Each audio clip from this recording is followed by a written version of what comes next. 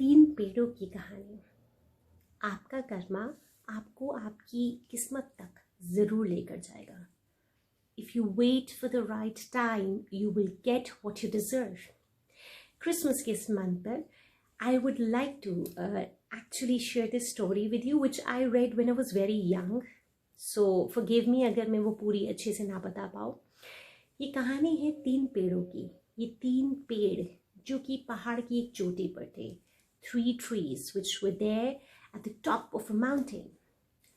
तीनों पेड़ जो है अपनी ही खूबसूरती से अपने वक्त का इंतज़ार कर रहे थे, और एक पेड़ जो सबसे लंबा था उसे गर्व था। he was proud of itself and it was so much proud of itself कि वो बाकी दो पेड़ जो कि उससे हाइट में थोड़े कम थे उन्हें वो थोड़ा डिमोरलाइज करता था कि I'll be utilized first in my life, I'll get whatever the best is.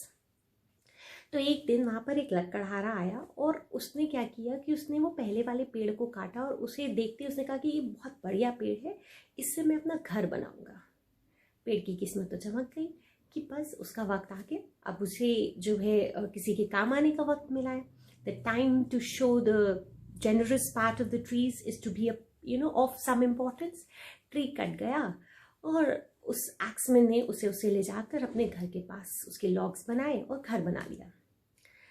Second tree जो बड़े वाले पेड़ से थोड़ा सा छोटा था, अब वो सोचने लगा कि अभी तो मेरा वक्त आएगा, क्योंकि ये तो सबसे छोटा ट्री जो है वो किसी काम का नहीं है, इसका तो कुछ नहीं हो सकता, मेरी बारी ज़रूर आएगी। तो बस वहाँ पर एक बोटमैन आया और उसने उस पेड़ को देखते ही सोचा कि मेरे को इस पेड़ से बोट बनानी है। वो बोटमैन जो बहुत खुश हुआ और उसने जो है पेड़ को काट करके उससे बोट बना ली। ट्री वॉज वेरी हैप्पी कि उसकी ज़िंदगी का मकसद भी पूरा हो गया, वो किसी के काम आ गया। तीसरा पेड़ हमेशा से सोचता रहा, सालों साल खड़ा रहा और वो सोचता रहा कि मेरी किस्मत में तो कुछ अच्छा है नहीं, एक दिन मैं सूख के मर जाऊंगा। मगर एक्समैन फिर से वहाँ से गुजरा और उसे लगा कि ठंड आने वाली है, क्यों ना इस लकड़ी को काट कर, इस पेड़ को काट कर इसकी लकड़ी को घर ले जाया जाए। तो वो उसको काट कर ले गया और काफ़ी दिन तक वो उसके घर पे कोने में पड़ा रहा, उसकी बारी नहीं आई, उस पेड़ की लकड़ियों को जलने के कोई वक्त नहीं मिला। तो लकड़हारे ने एक दिन सोचा कि ऐसा करता हूँ, मैं घोड़े के अस्तबल में रखने वाला जो चारा होता है ना, उसका इस लकड़ी से बना लेता हूँ, एक डब्बा बना लेता हूँ चारा खिलाने के लिए घोड़ों को। तो बस उसने उसे काटा और उसके अस्तबल में उसने चारा बनाने वाली टोकरी बना दी। पेड़ सोचने लगा बाकी दो तो बड़ी किस्मत वाले हैं, एक से घर बना, दूसरे से बोट बनी, लोगों की मुसीबतें हल होती, मेरा तो लाइफ का कोई मकसद नहीं है, मैं तो एमलेस हूँ। Everybody has its aim in his life. पर उसे लगा कि मेरा कोई एम नहीं इस दुनिया में, इस पूरे ब्रह्मांड में मेरा कोई इस्तेमाल नहीं कर सकता, मैं बेकार हूँ, मेरा कोई वजूद नहीं है। वो कोस ही रहा था अपनी ज़िंदगी को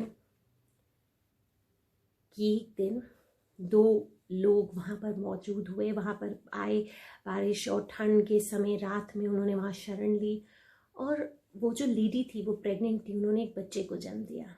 और बच्चे को जानते हैं किसमें रखा गया? उस छोटी सी लकड़ी के टुकड़े के जो अस्तबल में रखा गया था ना, वो बास्केट जो घोड़ों के लिए रखी गई थी, वो उस तीसरे पेड़ की, उसमें उस बच्चे को रखा गया। कहते हैं कि वो क्राइस्ट थे, जीसस क्राइस्ट या यीशु ने वहीं जन्म लिया था।